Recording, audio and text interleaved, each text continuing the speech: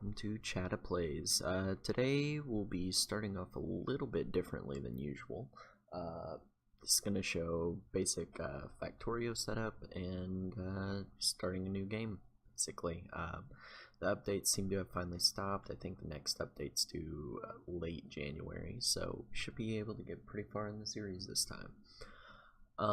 Today I'm going to be showing you how to get into the beta version of Factorio from this screen.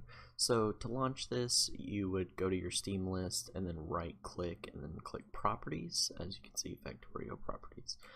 It'll start you off on the general tab, and then you'll go over to the beta tab, drop down, and this is going to be the latest version right here. Basically sequential order. It's going to be not 0.14.21. It's currently an experimental, and I think the stable is running on 13.20. But I play on the experimental builds, which honestly they're really stable. So then after that is done, you just hit close on that. And that'll take you back to your Factorio window here on Steam, and then you'll just want to launch the game after it updates, of course.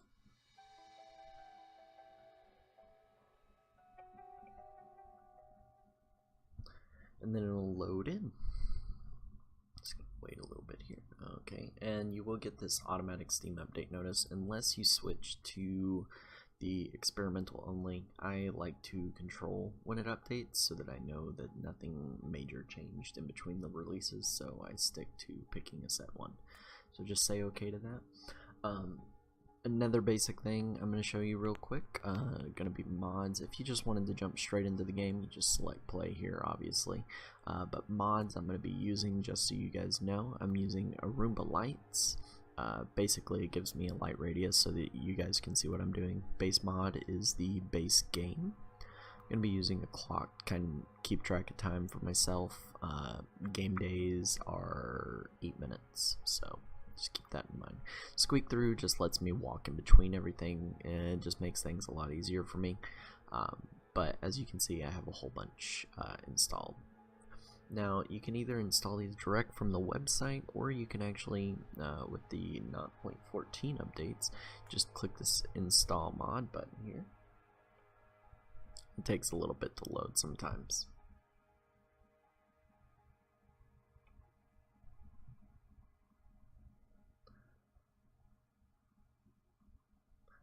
Once it's loaded, as you can see, there's plenty of mods to choose from. So like, let's say we're looking for trains. Let's look up trains real quick. Battle trains, we got dynamic train stops, grids, logistic train network, shuttle trains, skip burner stage. There's all sorts of stuff that you can choose from. That's up to you. I personally, I have a couple of them. But not that many, and then to install it you would just select install right here. I'm not going to currently install anything because it kind of freezes up the game a little bit, but as you can see I already have some stuff installed. I usually play Vanilla Plus, which it's kind of like the current Massa series that some others YouTubers are doing. Roomba, Avac, Stejo, and yeah, anyways, so we're not going to be playing with RSO or anything like that today. We just got the squeak through, clock, and then a Roomba lights and base mod. Obviously to toggle these you just hit toggle, and then when you click back, it if you activated or deactivated anything, it will actually reload the game for you. So just going up to a bit of basic setup to start our new game. So you click the play button, new game. I keep everything basically the same except stone. I turn up to big. Oil I turn up to, let's just keep it normal actually. Go very big, and richness very good. That actually big and very good. That'll give us enough oil that we need later in the game, because oil is kind of a scarce resource. You'll also notice that a bunch of veteran players also do this as well. And that's just this basic setup. You can kind of play with it a little bit. They're randomly generated maps, so you can either set widths, height, peaceful mode. I don't play on. Oh, almost forgot. Main thing I start on. Very big with the biters, so I don't have to worry about them, especially if you end up in a sand zone. Just because the different tiles absorb different amounts of pollution, sand being one of the lesser ones. Alright, so we'll start up and see what we get. We got a forest, it looks like. So let's zoom out a little bit, look at our map. First thing I like to do is make sure that I have oil on this first mini map. It's pretty important to me. Next thing, you want to make sure you have a cluster of these three. Orange is going to be your copper, coal is going to be coal, and then black is going to be coal, and then you have iron right here. Now the thing, and then these like beigeish tan color, that's going to be your stone deposits, and that one's fairly close actually. It's just right out of our little range there. I would have preferred it probably down here a little bit, and our water source is actually pretty clear. I'm not going to have to mine through miles of forest. The other thing that you want to take into account when looking at your map, kind of plan out how you're going to want to set up your base. So our main base, probably going to be pulling off of these three at first. I'm going to probably have my main belt going over this way right here, and that's just because it's a clear space, and then I'll either keep going or turn it down depending on what the radar finds when we set that guy up. So, getting into it, the first thing you're going to want to do, and this varies per person as well, I personally first like crafting iron axe and then get some wood, because we got to run our drills and smelters. So I'm just going to get enough wood here so that we can start our burner drill getting some iron for us. I usually go for either iron or stone first. Stone, usually I set up at my second go, and that's mainly because I like to get a whole bunch of these going really fast, and you can't really do that hand mining stone. It doesn't work too well. Next thing you can do is you can press Alt, and it'll show you your outputs. It'll also show you what's going into it. That's coal. I put that on coal, not iron, so pick that up quick. And our iron is actually a little bit buried, so we're gonna have to dig this guy out a little bit.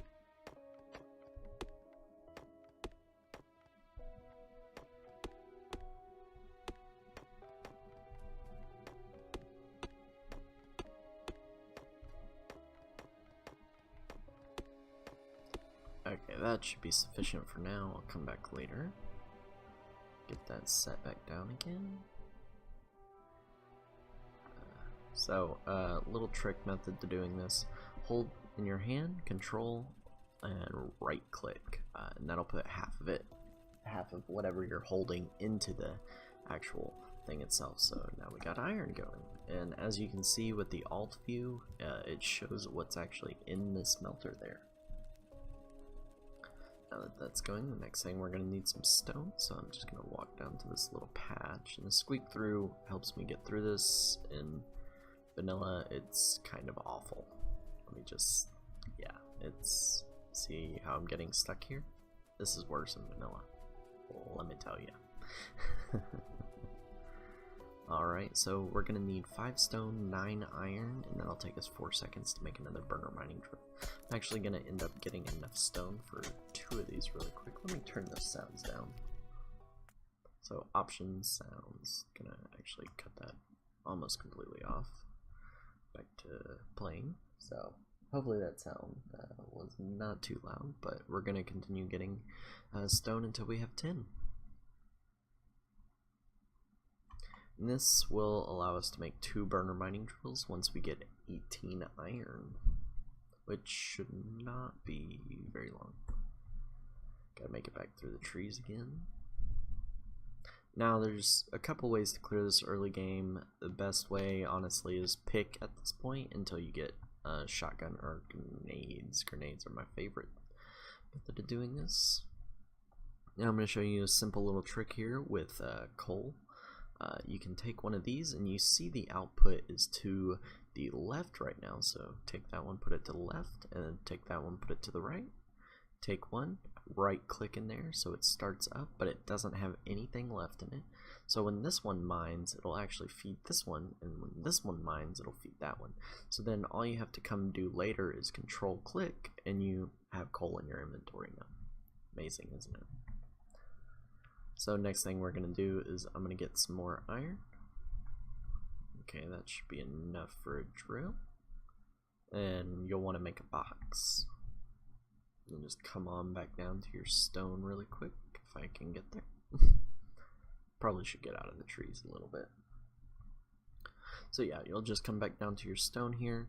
Just place down your box on the edge somewhere. And you'll need to mine 5 more stone so that you can create that next burner mining drill. Now, there's different ways of doing this. Some people like going for the achievements, which you'll find up here. As you can see, I only have 52%. I'm not a veteran by far with some of these, like the finish in 15 hours or 8 hours, no spoon, logistics network, embargoes, no steam. This one is probably one of the harder ones to get. As you can see, I've already crafted 20 items in the first, 5 minutes. So that's how things are going so far. So just take this guy, and since you have coal now, you can just control click it into there, and then it will automatically fill the box up since the output is put into the box. Now if your box is like right here, here, won't work, or you can't use a belt in between that. You would have to actually use a belt and then an inserter into the box otherwise. 6 stone. Got enough for another burner. Now usually from here I go into expanding my coal until I have 6 to 10 coal selectors, because early game I don't like jumping straight into power, and this is probably where me and a lot of other opinions differ. A lot of people like jumping straight into power. I don't necessarily like doing that. I kind of like staying in the burner stage for a little while until I get built up enough that I can completely automate science, red science at least, before I get to electricity at that point. So, back to creating drills. Oh, now we got coal. Gotta go get stone. I'm gonna need to cut through this really soon. I'll probably do that off camera though. Just going back to get that stone real quick.